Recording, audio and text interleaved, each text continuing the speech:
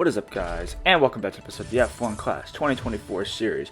We are here for episode number 27 today, and today we are going to be, continuing our way through series number 5. We're so close to getting to series 6 here, but it's going to take actually a bit more time than I would have liked. It's actually going to take a bit more episodes to get there, but we are in a good position nonetheless here. We have continued our hot momentum. We are doing a couple races each episode.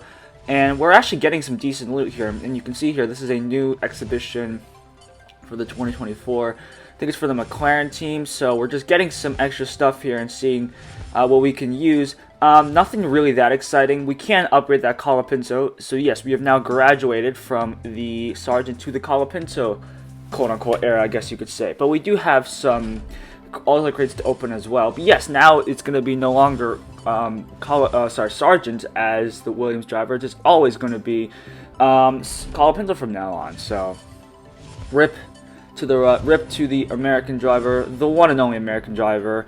Of course, it was absolutely beautiful to have him on the. I have no idea what I'm saying at this point. Anyways, let's continue moving on forward there because we have some extra stuff to unlock here, and you can see here, looking at our lineup for now, we have Norris on his 10% boost. This was during, I think, the McLaren team event, so this was actually quite helpful to use because he actually had a decent stat boost. So we're going to go into our first race here in Spain. We're at the Circuit de Barcelona Catalunya for our first race here. Let's see how we do in the qualifying session.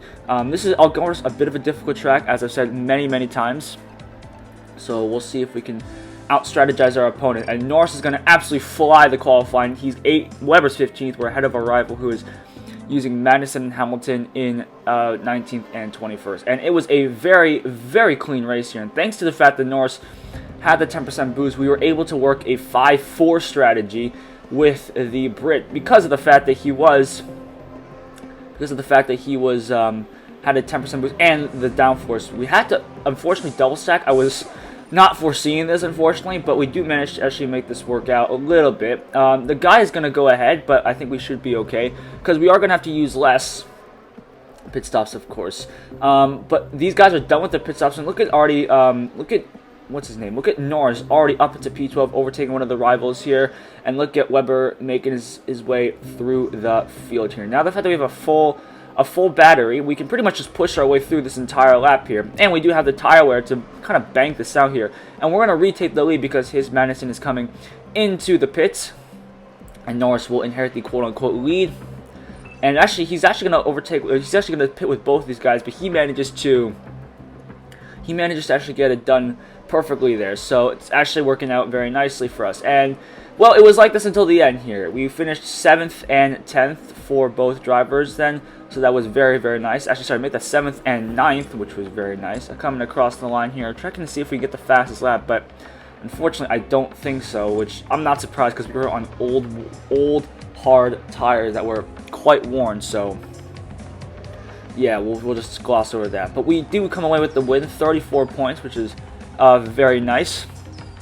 So let's see if we can come home with another win here. That's only a standard crate, but again, we come to accept that pretty much. But now we're on to the second race with a bit more of a challenge against a 650 team score. So hopefully this time it will provide us with a bit more of a challenge. And this time we're actually in Monaco for like the 1 billionth time in this series. So we'll see how this ends out here as we go through the qualifying session here. Let's see if that Norris boost can help us a little bit as we come across the line. It's actually not, because he's also using Norris, but the rival is using Perez instead of Webber for us. So we're kind of sandwiched in between him and his Norris and his Perez. So we'll see how this ends up for us. It is actually a real player, so I'm actually going to be using some decent boosts here.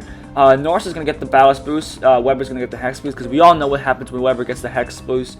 So we're going to go to 5 lights here and see how we end up. We're actually committing to potentially a 2-stop with both of these guys. Maybe Norris can pull off 4 laps on the mediums, I'm not sure. But we are going underway, and we have immediately taken the lead thanks to Norris making a very nice move here as they make their way in towards the slowest hairpin of the calendar here. As we make our way onto lap number 3, then Norris is going to be pitting on this lap here. Webber is coming out of the pits in just about P19 here, just ahead of, I don't know who's in 20th, but he was just behind Stroll there in 18th, as Norris is making his way towards the tunnel right now, and he's still sitting in 11th. As for Webber, he's sitting in 19th still.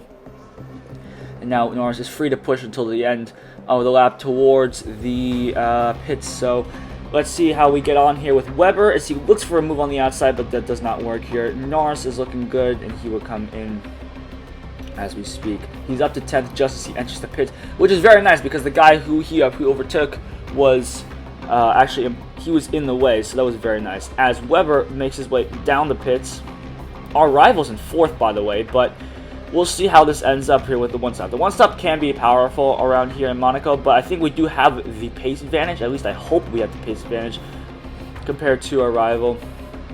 We'll see if it ends out in our favor for now, but he has quite a gap. That Norris is pretty fast there, so it actually might be a bit of a tall order to see if we can catch him, because we're not catching him at all as he comes into the pits right now. I think he's got a pit stop gap pretty much on both our drivers, so not entirely ideal. So we'll see how it ends up as he will come out of the pit stops right now here on the medium tires, and let's see if he comes out ahead of Webber. Yes, he will. So actually no, he does. He comes up behind Webber, but we all know we have to pit again, so it might actually end up backfiring on us as Webber now makes his way up into 6th. But moving on to lap 8, the dream was short-lived as he would actually just oust me here at the end here. We are currently 10th and 14th, but Webber was just not making overtakes. Norris was just too far from anyone else, so it didn't work out. His Norris was in 8th. He had no tires at the end, so I had a hope that we maybe could catch him at the end. But Norris was just too far back, and at the time his Norris runs out of tires, he's already crossing the line, so it's not that ideal. So as we come across the line, it's actually going to be a loss for us, which we've kind of come to accept every episode because, well, we have not been very good at keeping our consistency. I mean, to be fair, we probably aren't running the greatest lineup, but yeah, it's not that great. We actually saw, if you saw that, we ended up even on points, but we just could not make one extra point there just to overtake him. But we're on to the final race here, back at Monaco against a guy who also has a 650 plus team score. So we'll see how it ends up here as we make our way through the qualifying once again. Let's see if it ends up anything different for us. Making our way through the swimming pool section, and towards the line, we got screwed over again because he's actually using the Verstappen-Hamilton method, which I don't know if that's really the right option, but alright.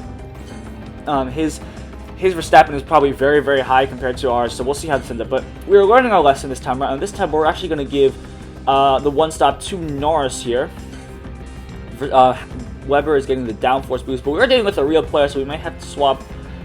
We may have to swap out our boosts here really quickly. We're running out of time though, so we got to select one really fast. We're eventually going to get self-control to Norris here, and we're going to give downforce to Webber, so maybe we can pull off a one-stop with both of these guys. We'll have to see here.